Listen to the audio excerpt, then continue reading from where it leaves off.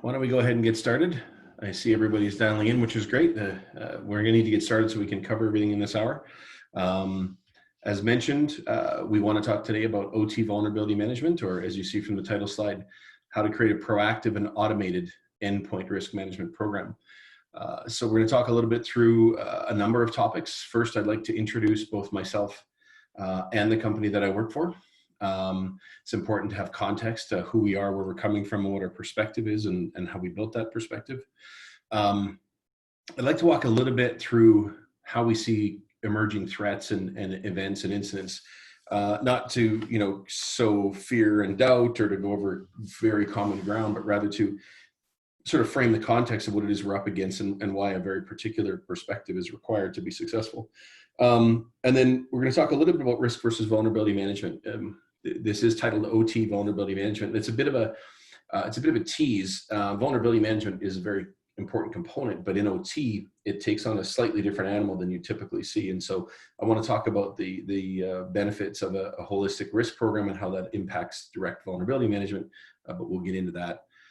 I want to do a quick examination of current options. There are a number of tools and practices and philosophies. We see a lot of organizations trying and having varying levels of success.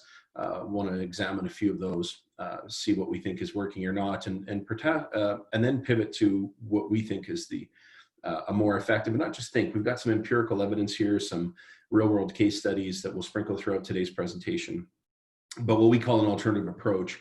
It's a different view on just pure vulnerability management as a sort of a siloed discipline, and hopefully we'll illustrate with you guys and girls on the call here today what exactly that looks like.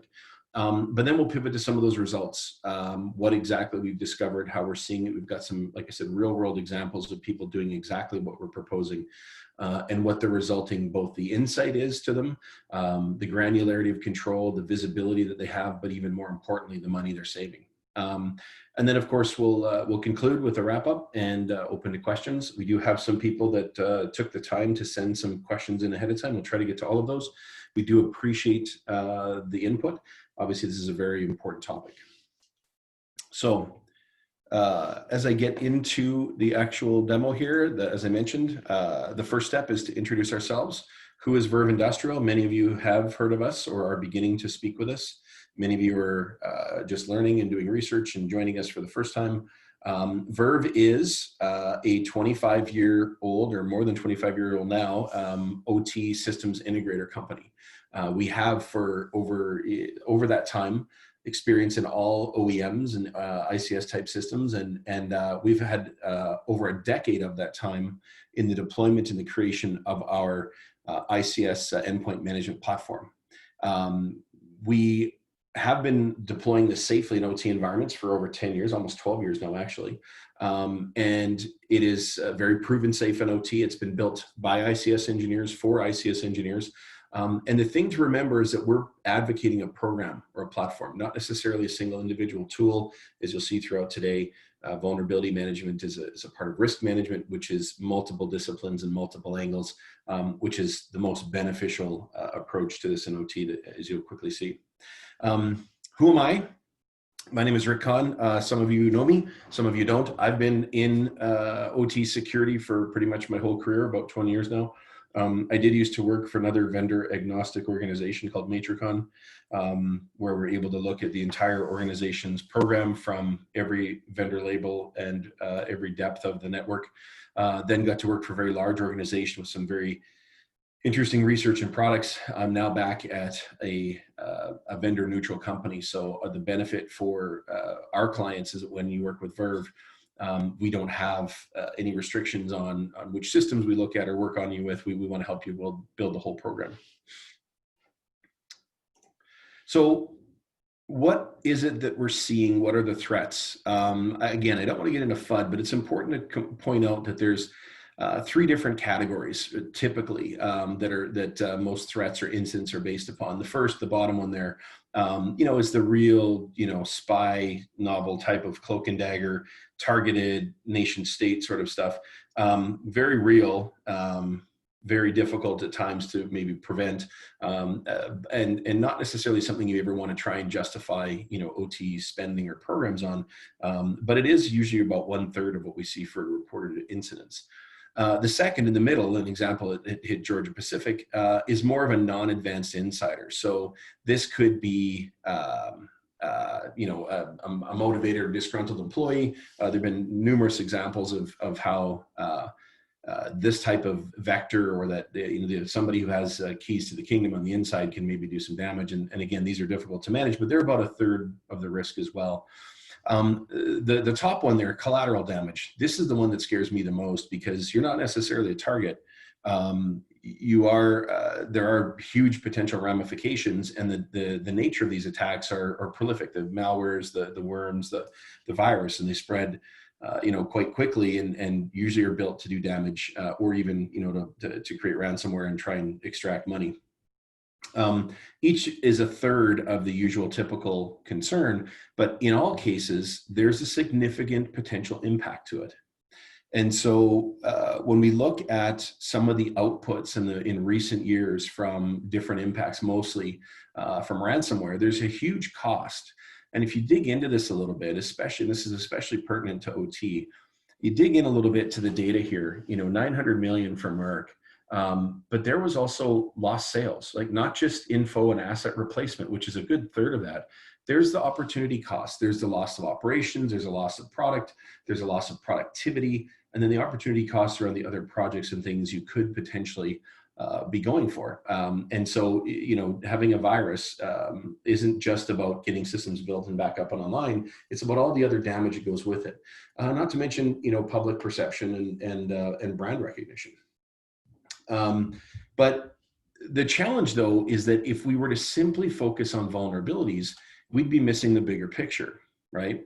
And what we found through many, many assessments and our many, many years doing this is that the actual risk in an OT environment isn't just to vulnerabilities. Obviously, the vulnerabilities are there. We have a difficulty patching in OT, whether that's because of operational constraints, OEM and vendor warranty constraints, fragility of systems, legacy older systems. Many of our clients still run systems that no longer are supported by the OS vendor, and therefore there aren't patches available. But that means we need to pivot to things we can look at, and that's where we find all these different risks. We have, from the paper-based policies and procedures. Many organizations show me their policy around patching or around risk reduction, and it's on paper, but it's never actually followed. We look at, for example, ICS networks and then network segmentation. This is a topic that's been around for my whole 20 years, yet we still find, just last month, dual home systems. Those systems are running TeamViewer, and the TeamViewer has a bunch of admin accounts on it. The real worry here is that we don't just look at a CVE on an endpoint with a particular service that can be exploited. We need to look at the whole environment. And this is not just to try and push a purist IT or security perspective. This is because in OT, if we can't patch, we need to fall back to the next possible protection. That's what we call compensating controls. So what I really want to impress upon the audience today is that vulnerabilities are very important and need to be addressed when and where possible. But for true success in an OT environment, you need that bigger picture risk management perspective. The takeaway really is that you need to worry about all your risks, qualified or otherwise, published by the NVD or not, and thoroughly understanding your environment, how it's configured, and how people could navigate their way through it is a much more valuable and a more accurate way to help to move the needle on OT security. So then what is vulnerability management? We've talked a little bit interchangeably already about vulnerability and risk. Well, vulnerability management really is a subset of risk management. It also, by the way, risk management includes, in addition to vulnerability management, network and perimeter management, user and account management, patch management. As you can see, all the different configurations and management up there, and context, right?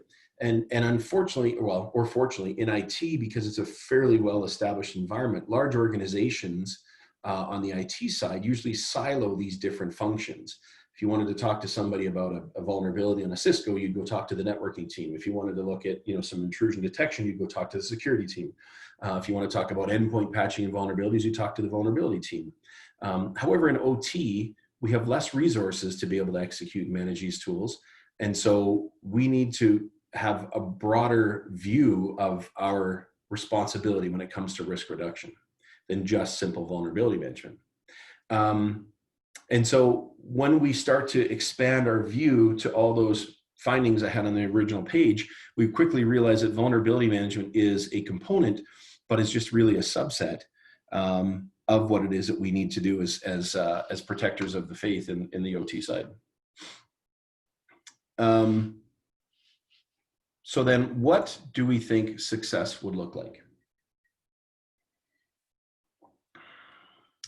This is to us what a risk management, risk reduction, or an overall program around reduction of vulnerabilities or reducing the potential impact from them looks like in an OT environment. It is an iterative process. It is a program that continually evolves. It's something that never sleeps. It spans the starting point from inventory, or what is it that we have, and what does it look like, to then providing context. There is potentially a lot of noise in this space because we have a lot of concerns around being able to patch and change passwords, but that's a given that we know those are a challenge. But how do we then move beyond that and say, okay, well, what can we do and what do we know? So context is king, and we'll dig into that a little bit more shortly. Then we need to look at analysis. If we were to try and react to everything that came in the door, we'd probably have a full-time staff running around patching and providing compensating controls. It would be an ideal environment, but that's not necessarily practical. So how do we then use the context to provide analysis and actually sort of hone our response and really properly focus it on that which was of the highest importance? And then, of course, we need to turn to remediation. It's one thing to know it. It's another thing to actually be able to do something about it. Again, we've seen many organizations that have a robust vulnerability assessment team, a siloed IT team, very focused, very specialized, all the tools and skills, very, very capable people, throwing known intel or concerns over the fence to the OT side. And then the OT side has to try and find a way to do something about it. And that's where we often fall short in understanding what's out there versus being able to do something about it. So if we move towards what this looks like, imagine, if you will, what your life would be like if you had real live endpoint data with context across your fleet and could fix it and also demonstrate it, report your progress, report your reduction in risk, report how you've gone from day 1 to day 90 or day 190 and continue to improve over time. So why is there a challenge? Why aren't we doing this today? I mean, if that's the ideal, then everybody should be doing it, right? Well, the challenge is that the options we've been given or that we're currently trying to use are not necessarily custom or purpose built for the function they're trying to do in OT. There are multiple options. Many organizations today are turning to a passive option. The allure of a passive option is that, of course, I can listen and I can understand risk and I can probably infer an inventory. It doesn't require involving ourselves in the actual mechanics and the working components of the OT environment. It seems like the perfect solution for OT. Sit idly in the environment, listen carefully, give you all your risk. There are some challenges, and we'll talk through them a little bit in the coming slides. Another option would be scan-based. There's a huge benefit and there's some amazing technology in scan-based vulnerability scan tools that many IT houses make regular use of. And in more and more OT environments are starting to try and pull that into the environment. There are some real challenges there as well in terms of scanning. Obviously, scanning has some limitations within the environment under certain circumstances on certain classes of assets. And so again, a promising option, but that maybe isn't properly tuned to an OT environment. And then the third option many organizations are left to run with is what I call single purpose tools. So a very focused patching tool, WSUS or SCCM, valuable, affordable, not necessarily scalable if you're managing thousands of assets in multiple organizations or geographies. Certainly not a lot of help if you're going outside of Windows type OSs. WMI calls can be powerful, but are heavy on scripting and permissions, can usually hit some bandwidth issues. And so there's nothing wrong with any of these options in and of themselves, but their practical application and their suitability in OT, we probably need to take a second look at and see if can we make them better? Could we replace them with something different? Or what are they really designed for versus what they're trying to be used for? So what then, if we were to reset and go back and say, fine, let's build from that first utopia as to what imagine if you had these things, what are the building components and why are they important?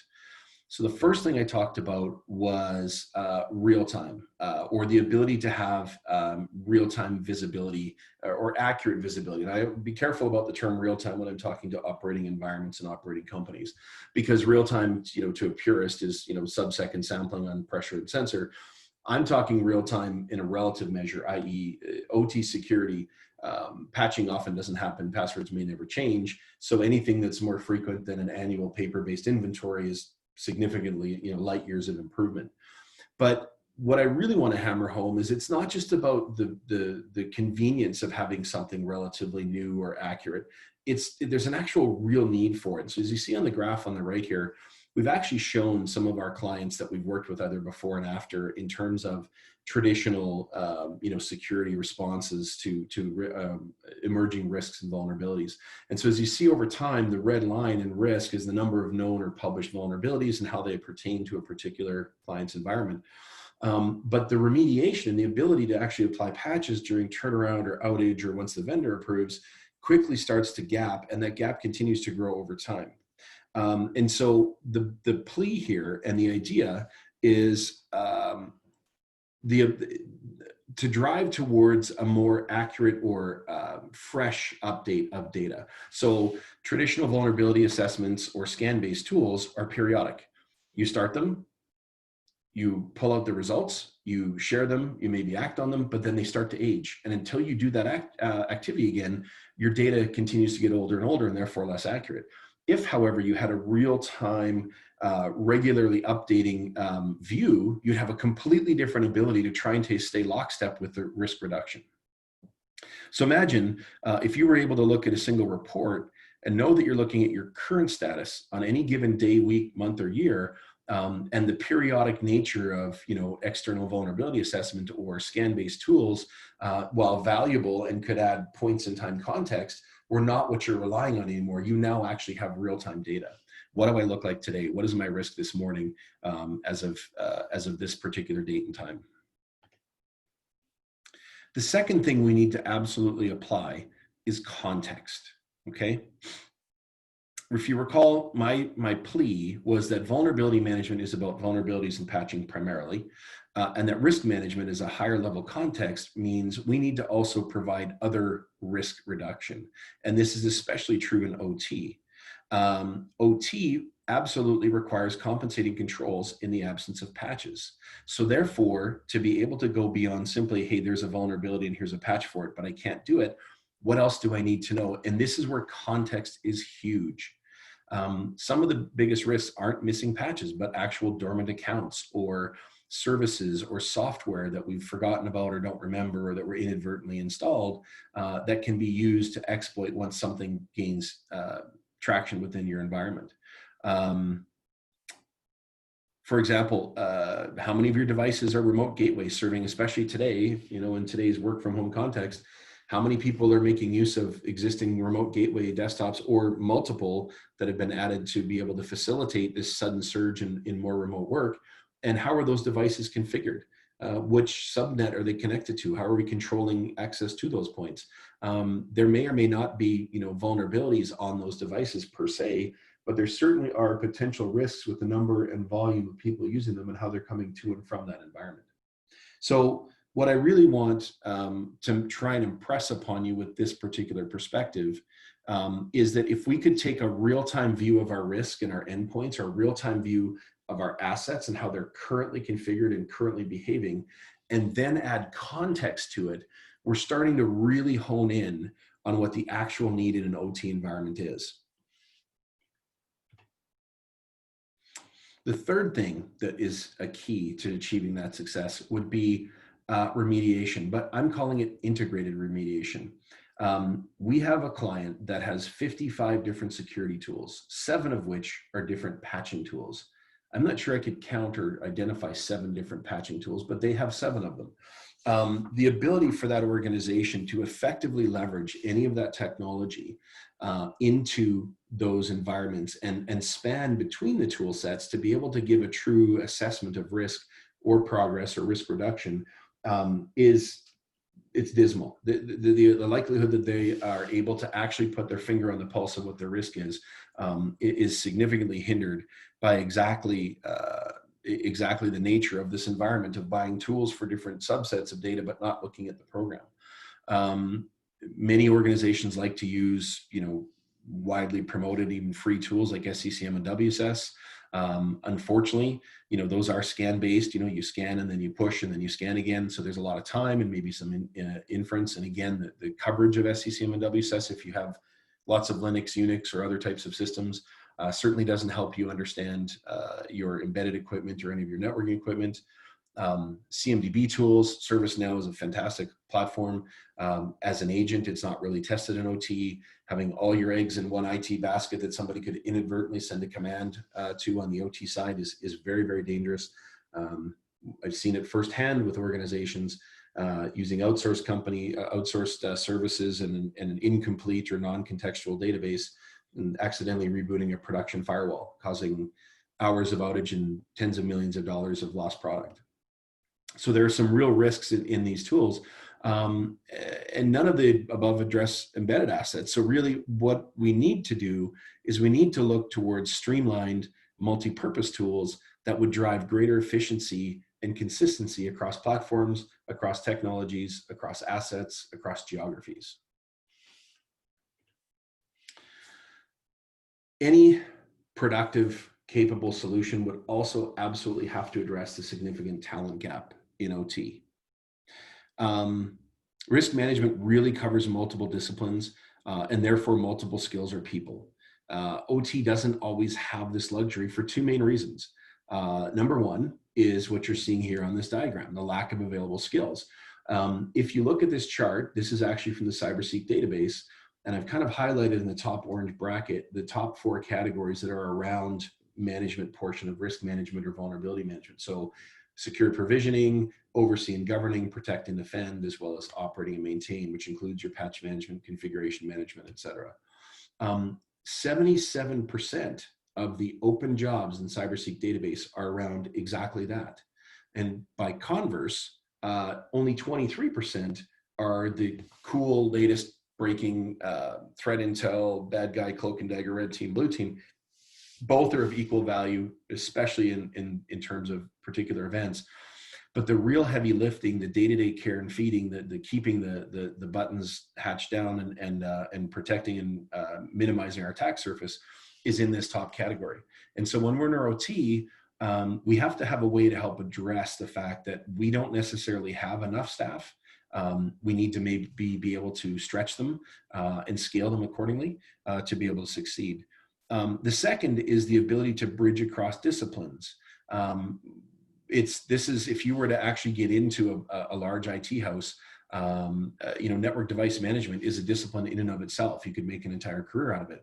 On the OT side, we need to wear multiple hats to be able to pull this off because we need to either leverage those experts in IT and give it an OT context, or as an OT manager of cybersecurity, you need to know enough about each of these to be able to keep ahead.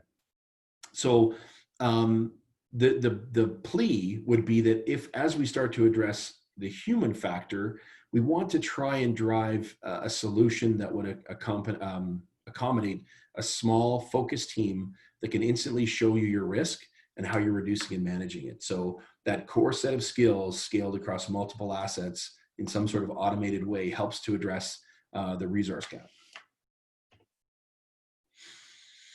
So to kind of put it together and add a couple extra little sort of qualifiers, to me, if we want to try and achieve that utopia, we need to have an affordable, and a small footprint install. And I throw that in there not because, I haven't talked about a lot yet, but I mean, money is an object. We can't just say, well, let's just wave the wand and do things with an unlimited budget.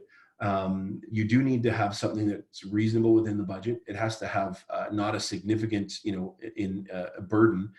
Many solutions introduce, a multitude of additional hardware and equipment that then becomes even more of the burden for that OT environment. You're almost making it worse.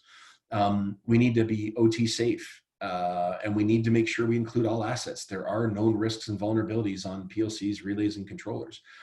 They're not necessarily the entry point, but if once we're inside, we have full reign because you're the M&M model, you're hard and crunchy on the outside, but soft and squishy on the inside, we have a real risk. We need OT specific context. Not all assets are created equal. Some are critical to operations, some are supporting or soon to be retired assets. Many are redundant that may or may not come online for months at a time. And we have to know all vulnerability and risk markers. As I identified earlier, there's software issues, there's configuration issues, there's networking issues, there's user and permissions, ports, services, you name it. And that is key, not only to understanding the full value or the full risk ranking, but it illustrates for you the levers you have to pull to reduce the risk. We have to have an ability to remediate. It's not enough simply to warn us and say, hey, something's wrong, or you have 10,000 patches, go do something, or 10,000 vulnerabilities, go do something about it. And there needs to be OT oversight. OT needs to be able to embrace IT skill sets and IT tool sets, but they still need to be the one that has that last mile oversight. And the most valuable thing would be that contained ecosystem for reporting. Again, context of the asset with the risk in near real time is a significant game changer in the ability to go ahead and switch from reactive, running around trying to patch tools like that whack-a-mole slide a couple of slides ago, to being able to be proactive and thoroughly understanding what you need and empirically defining efforts towards risk reduction. So why do we think we have an opinion, or what is the magic sauce? We've been working with our clients in a number of industry verticals and geographies to actually build exactly this platform. It is a vendor agnostic and proven safe platform. Like I mentioned, we've been putting our technology in the OT environment for over 10 years. We've never had to uninstall it. We've never tripped a plant. We've never voided any OEM warranty. It has been built, and the reason we're able to do that is because we have built it from our decades of experience in the plant floors. We've been all over every size and shape of industry and operational environment, and we know what you can and can't get away with. We do use agents, an agentless solution. The benefit to that is that the agent gives you unparalleled data on the endpoint. It also gives you that ability to remediate. So it gives you that 360, that contained ecosystem, the closed loop from identification and categorization through to remediation, and then feeds up into reporting. We can use this technology to update as frequently as every 15 minutes. One of our clients wants to know within an hour or better if there's new assets on a subnet. So they have their refresh every 15 minutes. Other organizations with some bandwidth challenged, substations or pipelines, they're okay with stuff that's very static and unmanned to be updated every 24 hours. But in both cases, both organizations have data that's no more than a day old, as opposed to some organizations when we go in before they deploy the technology and their spreadsheet-based inventory is off by 400 or 500% because it hadn't been done in 2 or 3 years. Gathering significant data about the endpoint, as I mentioned, based on the agent, allows us to provide a 360-degree view. We go far beyond just what patches are installed or not relative to the National Vulnerability Database. We look at, as I mentioned, how many systems have dual NICs on 2 subnets, one business, one operation, and then further data about that asset shows me I've got TeamViewer and a bunch of admin accounts on it. That sort of context is key to not only being able to manage risk, but to provide compensating controls. And your view should include, and ours does, all assets from networking to Windows and OT and embedded equipment so that you're able to see context across your fleet. So how does it look? Well, here is the typical first pass. We're going to start with the basics. This is robust OT inventory across multiple cities or locations with the National Vulnerability Database layered over top. And as you can see from here, I've got 3 rings across the top showing the risk and the total number by criticality per location. I've got a count in the middle here of exactly high, medium, low, critical risk. I've also got impact here. So is it an availability impact, which is usually a big concern for OT? I've even got a hit list of my worst actors in terms of my assets. We're starting with context, but again, this list of thousands of assets or thousands of risks is very typical. How do we actually add value to that? Well, that context, I've been hammering on it the whole way. What is the asset? Where is it? How does it look? And so it's a bit fuzzy on the focus here, but I'll walk you through what I'm showing. I've taken the previous slide of pure risk or sum total of risk across multiple assets and multiple locations, and I've filtered on just critical risks. So those that have a score of between 9 and 10 according to the National Vulnerability Database on the CVE. I've then taken that operator data. So when we talk about context, and one of the things I realize I've overlooked is that I'm able to actually give you, the operator, the owner, the database that we collect from our technology, and then we add the other context, not only around the software, the services, the users, but we add operational context. So we sit with the operators and we say, which of these assets are critical to your safe operations? Which ones are key? Which ones are maybe supportive? And let's be able to filter the class of asset to be able to provide that OT type of context. We then also pull in your other investments, best-in-class tools like your backup solution or your whitelisting solution. And what I've done here is I've taken that first pass of tens of thousands of risks, and I've sub-filtered it down to just critical risk on a critical asset class that, if you see here, the last job status for backups was failure, and my whitelisting is not in lockdown. So really, I've taken tens of thousands of risks and boiled it down to critical risk on critical asset without a fallback plan. The result here is a very focused and actually arguably your true risk. I've got only 2 sites in scope. I've only got 13 assets that really qualify for that. Here they exactly are with what's wrong with them. And it's important for me to see that also I have a high availability impact on many of them. And now I can actually go from noise to being a cyber sniper, if you will. I can actually go and pick off my most heated, my most concerned, the stuff that should keep me awake at night, and not only demonstrate this to the operations team, but to compliance or security, but also focus my remediation. If you recall, 2 slides ago, I had, I think, 700 or 800 different critical risks. But once I actually provide context, I'm able to go from a shotgun approach to a sniper rifle. I mean, who doesn't want to be a sniper, right? So that was vulnerabilities. And as we said, vulnerabilities are one part of this, but there's other things to look at. So let's pivot to software. How many people install Office to have an Excel spreadsheet to be able to look at pi tags or ladder logic on HMIs and engineering stations? Now, how many people inadvertently had a full Office suite installed as opposed to just the Excel function? We need to install a web IS services to be able to see web-based trends like we used to sell at Matricon and ProcessNet. But how many times does the full IIS package get installed with web services, et cetera, known exploits? So pivoting from just vulnerabilities where we can or can't patch into, okay, maybe I can't apply that patch, but what is it target? Is it target a particular package around Java, Office, whatever? Or do we have potentially problematic software? As you see here, I've got Bonjour service running. Looks to me like the operators are charging their iPhones on the HMIs and installing Apple type software that we need to be concerned about. So we can take vulnerabilities and it's a great starting point, but we absolutely need to pivot into the other functions and telltale markers that might impact our ability to stay safe. Beyond software, let's talk about users. As you can see here, I'm looking at assets with inactive users and active assets with expired user passwords. This is, again, another layer of complexity, but another layer of visibility that helps us get beyond simple vulnerabilities into, okay, I may have vulnerabilities and I can't patch them, but do I have the guest account enabled in a bunch of places on remote desktop? Do I have a number of accounts that clearly, if they're inactive more than 180 days, I want to lock those down. Those probably aren't needed, and those are potential landing points or expansion points when or if something gets into my environment. So again, we're pivoting from just the raw vulnerability into a more proactive, forward-thinking, approach to security generally, as opposed to just focusing on the report from the NVD. We can take it a step further.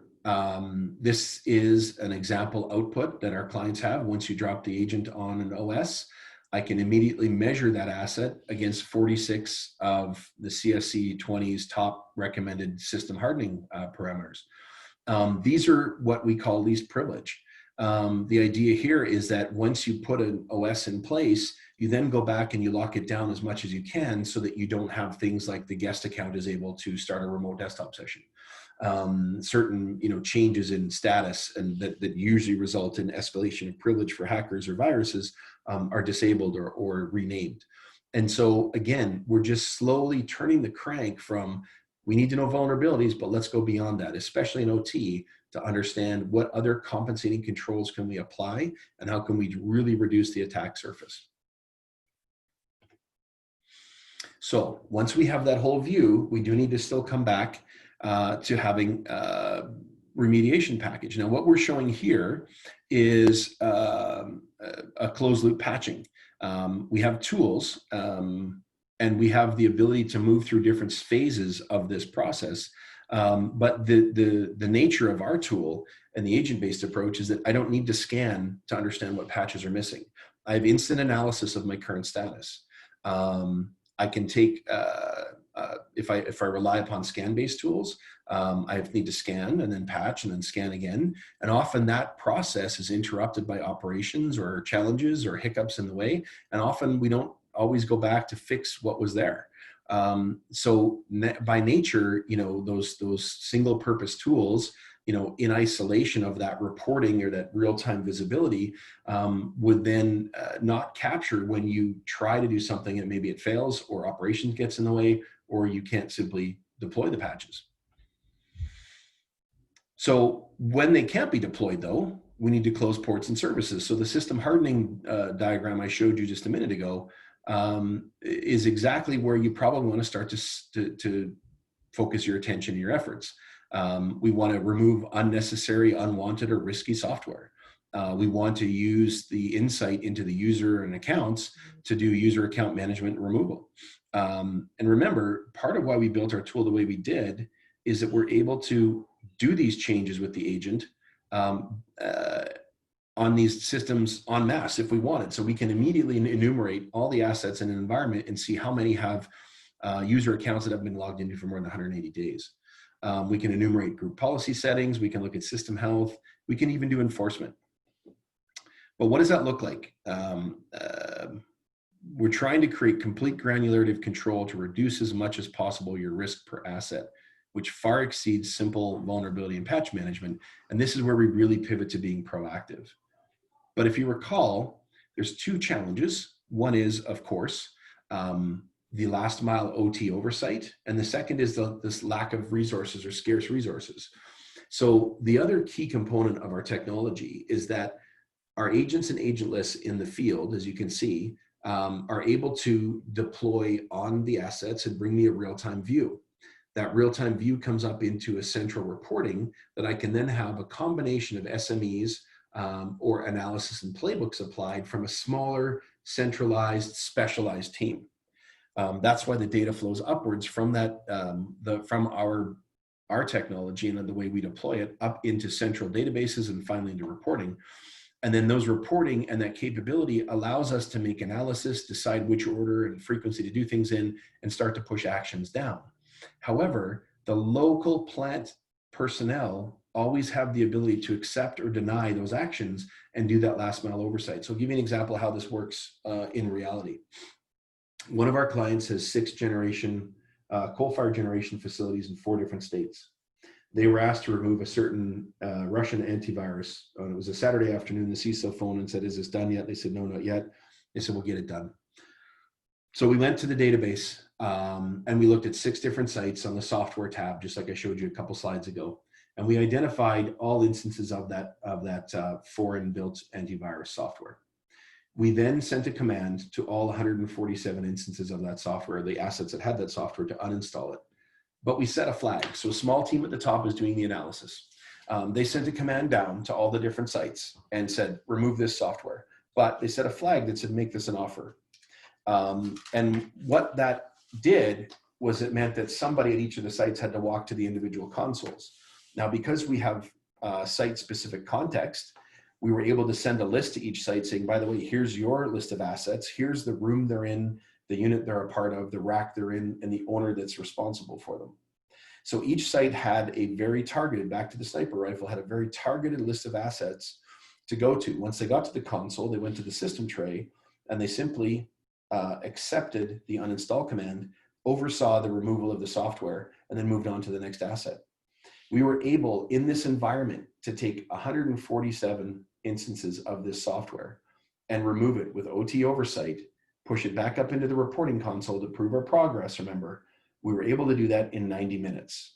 Most operational environments that are that vintage in size and complexity would probably take days or weeks, if not months. So the needle movement and the gain in the efficiency is significant.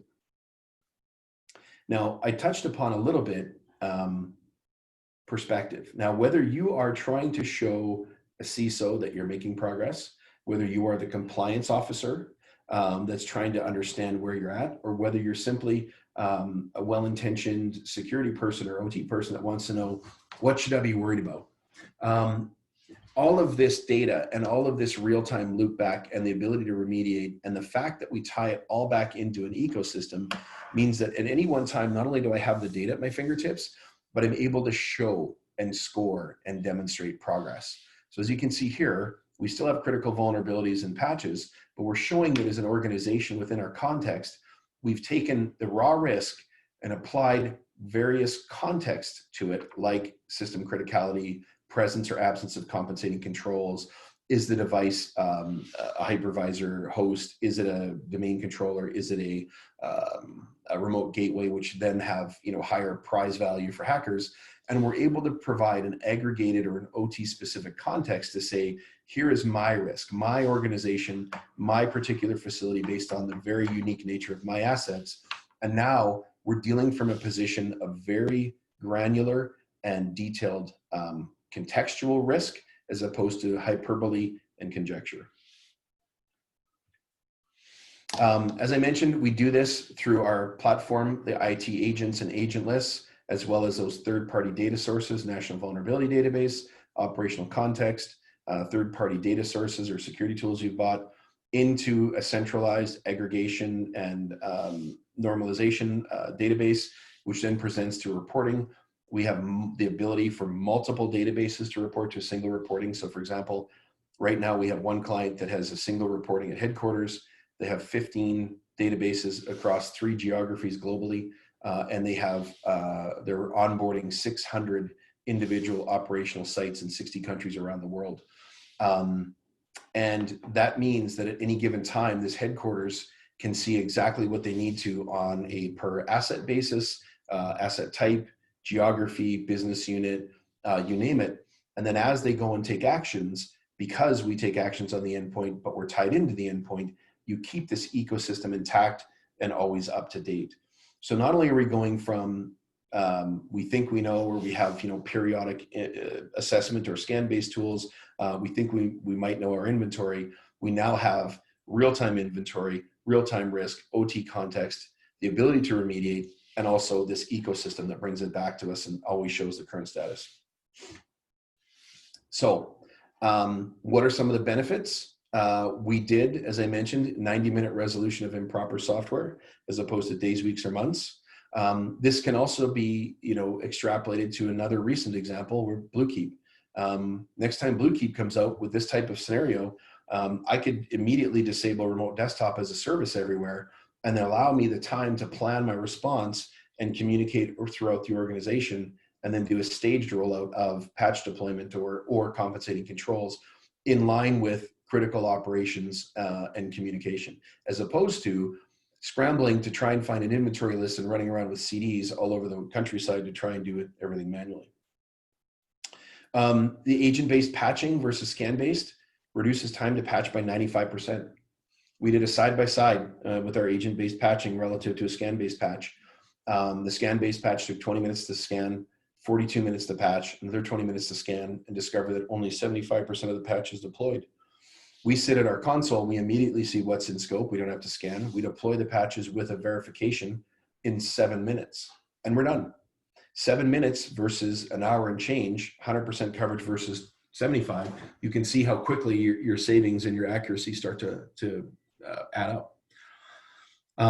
In lieu of patching, we can do granular application of compensating controls. We can actually disable the guest account from remote desktop across your fleet, the flick of a switch, safely. We have the ability to focus remediation on key components. Like I said, context is key.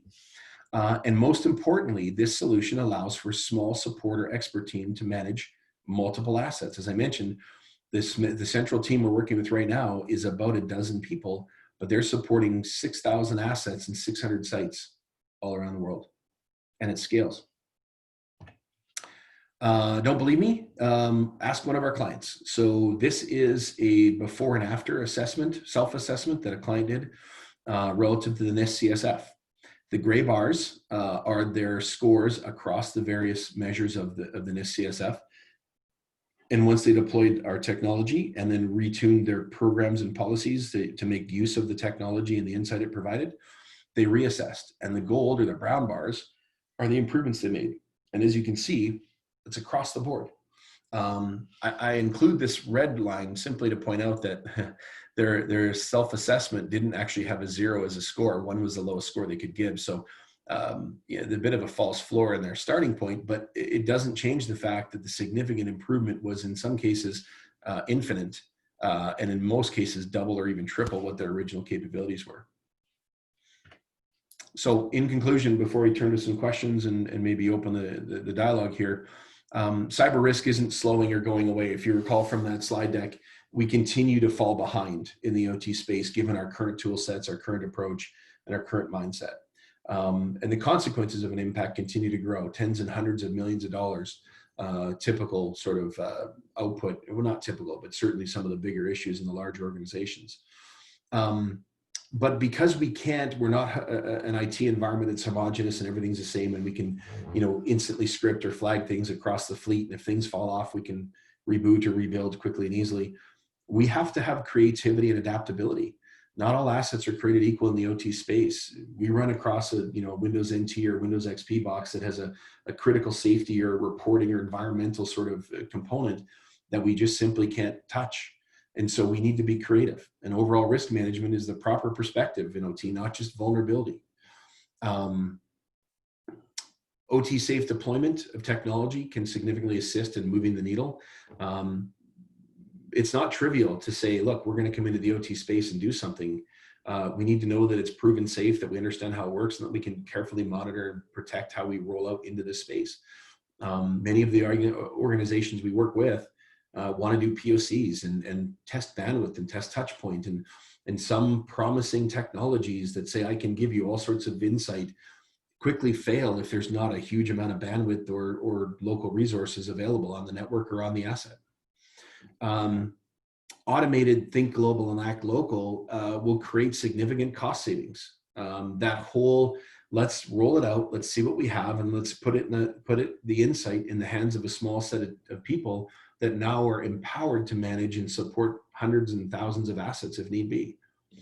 In fact, our recent global client, pharma client that just came back with a post-project analysis estimates that their labor savings with this platform are in the $1 million per year plus range.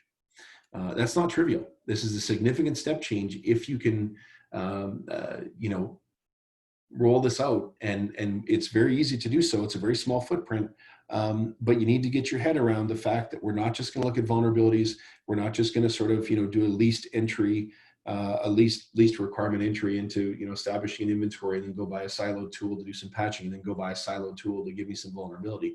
You need to have the overall perspective of a programmatic approach and a multifaceted risk reduction perspective in mind.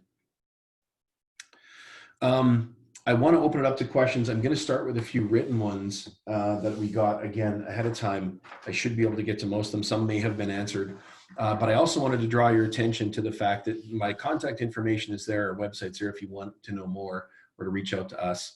Some info, some examples of the case studies, even some references of some of our clients are all more than happy to talk to you. We also are preparing our next webinar. For anyone who's been in this space, they certainly know this gentleman, John Cusimano of AE Solutions, very highly respected security expert, has a long list of storied and significant size and shape and strategic clients that span every size and shape in every industry. John will be sharing with us some of his thoughts. They have certainly a wide range of services in terms of assessment and inventory. And we'll be working with John to fully flesh that out over the next little while here. But John will be bringing his very specific insights into cyber and what works or doesn't work in a few weeks' time. So please do join us when we send a thank you out after this. We'll be sure to include the link to that and a little bit of a write-up as to what he's going to talk about. So Megan, I'm going to turn to a couple of these questions and see if they work. But otherwise, if anybody wants to ask a question, there is the Q&A function at the top here, which I'm showing you. Feel free to throw something in there. I'll open it up, or rather, Megan, maybe you could open yours up and ask me questions once I'm done here.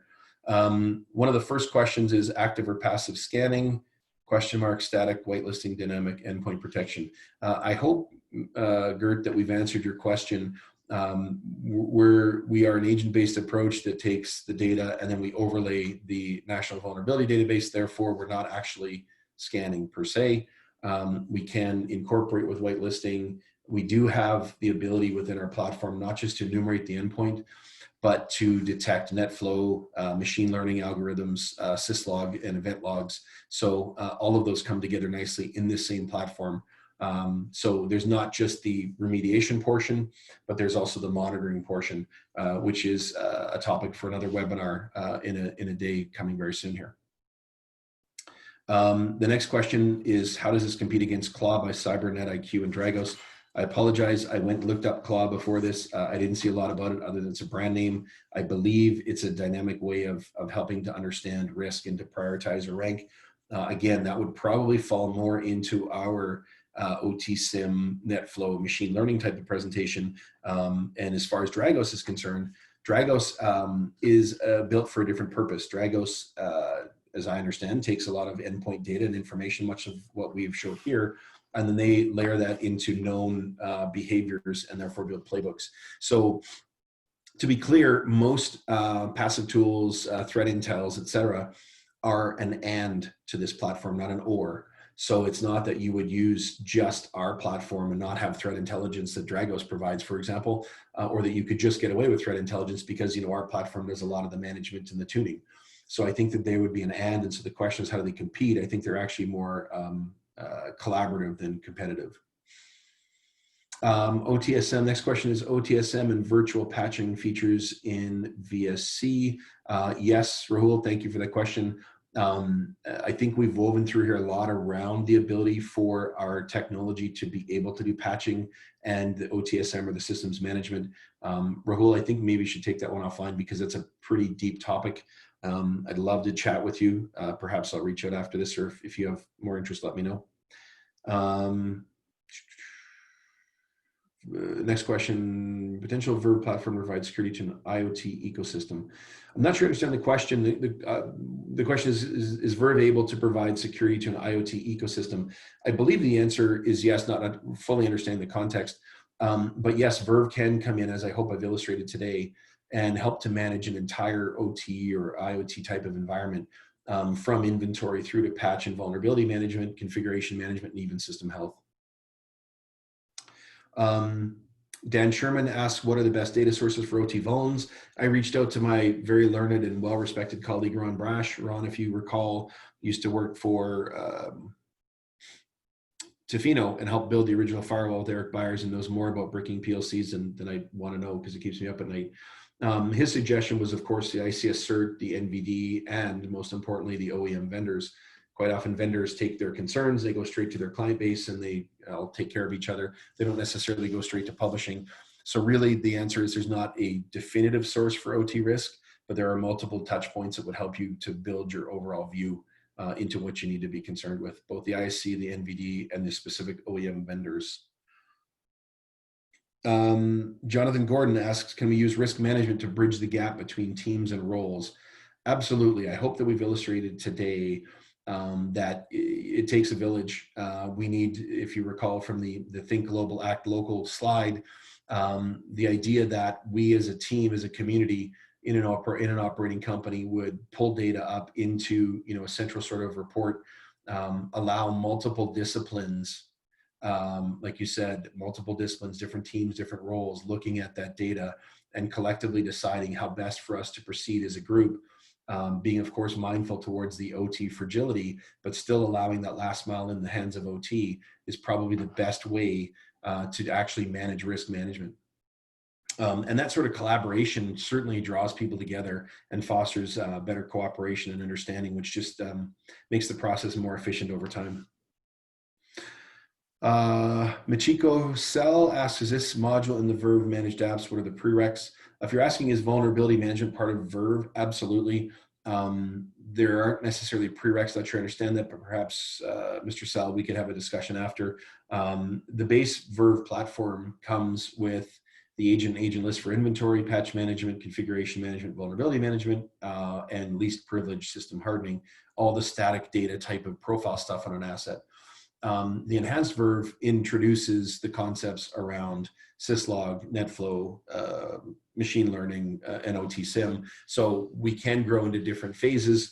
Not sure exactly if that answers your question, but I'm happy to talk more after the fact. And then Scott Crow, hey Scott, how you doing? Hope you made it. Do you think the NVD will grow and give the industry a central place to go for vulnerabilities? I certainly hope so. You know, in line with the question earlier about the best data source for OT vulns, I know there's a lot of people, including our friend Clint Bodungan and a couple of others, that are trying to look at, does the CVE and the NVD even make sense for OT? Part of your question was cut off here, Scott, but I'd be happy to put you either in touch with Bodungan or a couple of the others I know that are actually working on, you know, the NVD and CVEs are interesting, but they don't really capture OT challenges, much of which we talked about today, i.e. context and compensating controls. So be happy to take a more in detail if you'd like, but I hope that at least answers the question for now. Megan, that's it for the printed or the pre-submitted ones. Did you have anyone else put their hand up to ask for anything else while we're here? No, it doesn't look like we have any other questions, and we are just about up on time. But if anyone does have any questions, you can shoot Rick a note directly. His email's right up there on the screen, or you can reply back directly to the email we're going to send your way this afternoon.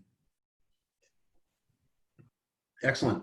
Well then, let's wrap it there. I want to thank everybody for joining. I hope everyone's staying healthy and safe. You're managing to keep the lights on and keep sane while we do this. I appreciate you giving me an hour of your precious time. And I do encourage anyone with comments, observations, feedback, or questions for more detail to please do reach out. There's my email. And we'll see you hopefully May 6th to hear what our good friend John Cusimano might have to say about similar topics.